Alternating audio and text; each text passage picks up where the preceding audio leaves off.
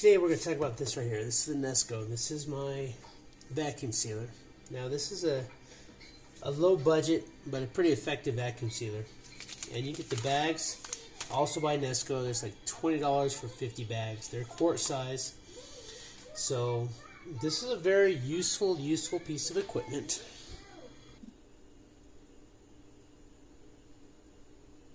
Which will allow you to store food for extended periods of time. So now, there's some basic principles when using a vacuum sealer. So we're going to start, I'm going to go to the freezer, and I'm going to get my rice. Hold on a second.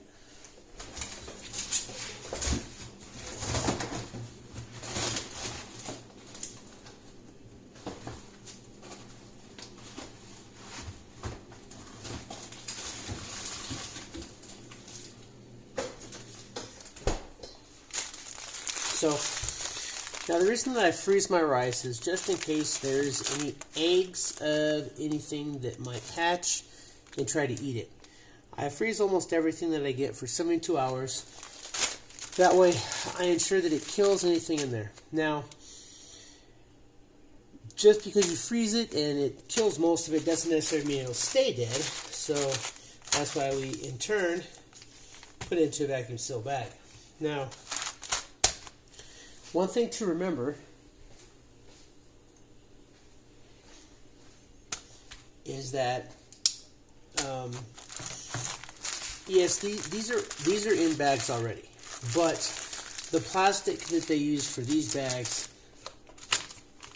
compared to this plastic is just, there's no comparison.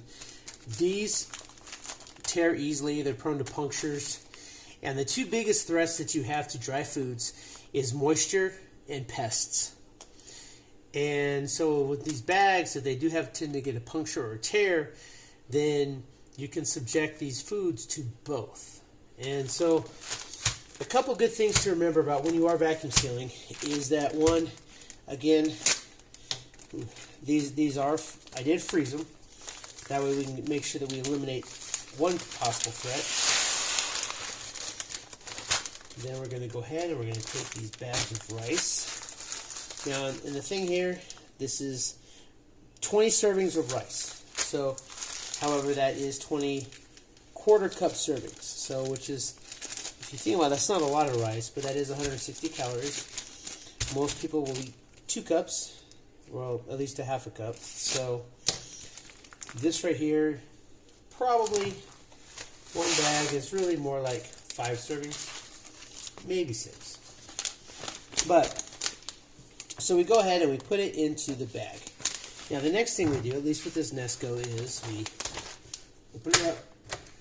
There's buttons on the side that open it. Oh, shoot, that's not good. Get that up in there. That's never happened before. Alright, so now what I like to do, and this is just me, I mean you could just drop it in here and seal it, but I'll line this up,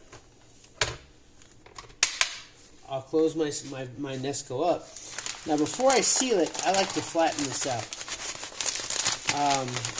Now the reason that I do this is because if I vacuum seal it like in a clump down here, it makes it more difficult to store. However, if you vacuum seal this where it's nice and flat, then you can stack these up. So we're going to push that button, and as you can see, this is starting to seal in, starting to suck in. Now once this is done, it's gonna seal it. So right now it's okay, so see, now it's sealing it, which means that it's heating that edge so that it keeps the oxygen out. Now when this is done, these lights will go out.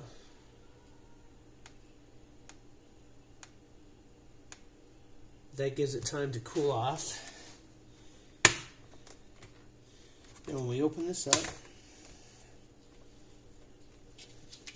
as you can see, on the top here, there's a little seal. But now, you can bend it a little bit, but there's virtually no oxygen in here. And the reason that's important is because oxygen is what allows bacteria and bugs to grow. And so if there's no oxygen, there's no growth. And this side is perfectly flat. This side you've got your little bit of creases. But as you can see, this right here, now the reason that I like it like this is that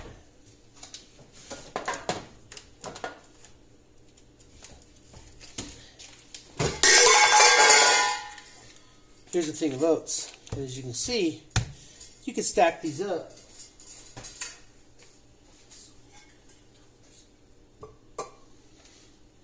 And so that's why I like to do these in these flat bricks like that.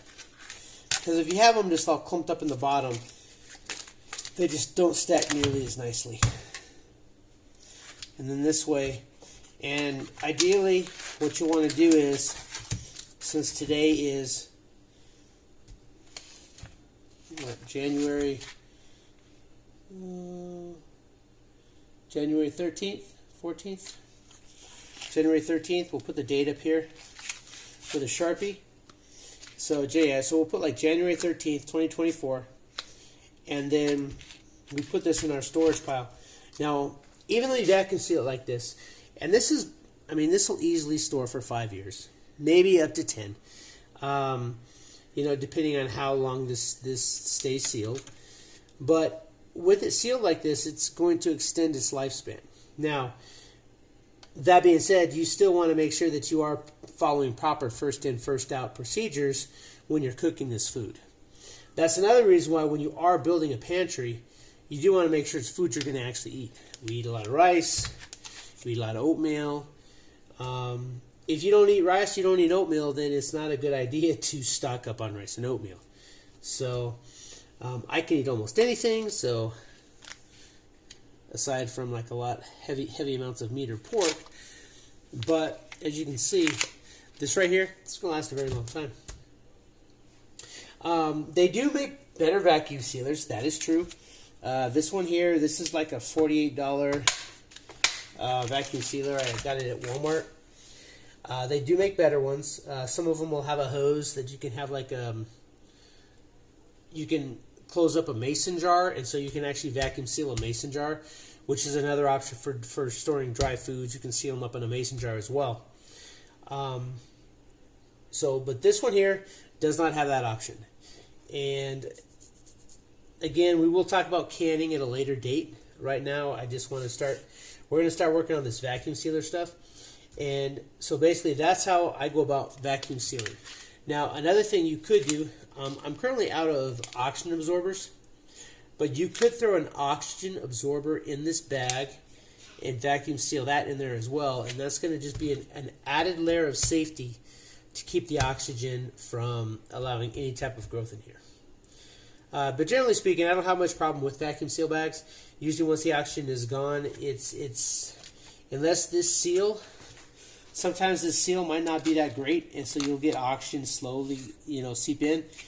And so when you are checking your vacuum seal bags, you want to make sure that they're sealed up. If these start to be able to, if they start showing that they're like expanding, or the rice starts to move in there, like if you shake it and you can hear rice in there, which you can't. This one's is sealed up nicely, but over time they may start to lose their vacuum seal.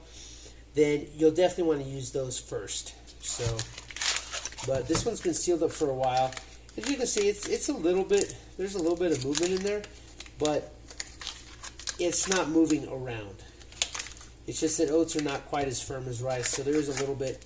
You can kind of bend it a little bit, but it is still sealed up. So there's no like major movement in there. And these oats will last at least 5 years. I would venture 10 years, and these oats will still be just as tasty as they are today. So, same with this rice. And this is a good way that you can store up food, and because you can stack it up like this. And you can do this with like mashed potatoes, like the dehydrated mashed potatoes. You can do this with beans. You can do this with, if you dehydrate your vegetables, you can do that, which we will talk about at a later date. But you can dehydrate your vegetables, and you can put your vegetables in a bag like this and dehydrate your vegetables. There's a survival stew that I make. Well, stew. It's got rice and barley, and if you vacuum seal them in bags like this, then all you have to do is you've got everything in there to include the vegetables, the beans, the rice, the seasonings, and then all you have to do is boil some water, open it up, and when you open these, if you're careful to open it just underneath this seal right here, so like right here where you have this vacuum seal, if you're careful to open up just underneath that, then you can actually put less food in here and you can seal it up again. So you want to be careful when you open these bags, because even if these get down to where you're only sealing like, a little bit up in here, vacuum seal bags are a good asset to keep on hand. So, but anyway, that's just kind of like the basics of a vacuum sealer. We might start doing some more advanced stuff later with it, but I just wanted to go ahead and touch on that.